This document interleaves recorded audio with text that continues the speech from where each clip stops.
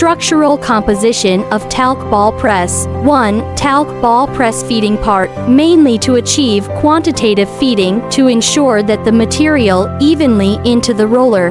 The screw feeding device is driven by the electromagnetic speed regulating motor and rotated by the belt wheel and worm reducer to force the pressed material into the main feed port. 2. The transmission part. The main transmission system is motor triangle, belt reducer, open gear roll. The main engine is powered by the electromagnetic speed regulating motor, which is transmitted to the drive shaft through the rod pin coupling, through the belt pulley, and the cylindrical gear reducer. 3. Talc ball press forming part, mainly refers to the host part. The core part is the roll. When the feed between the two rollers is too much or enters the metal block, the hydraulic cylinder piston rod is overloaded, the hydraulic pump will stop.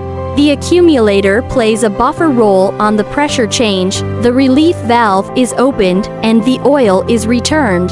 The piston rod is shifted so that the gap between the rollers is increased so that the hard object passes through the press roll. The system pressure is restored to normal and the press roll can be protected from damage.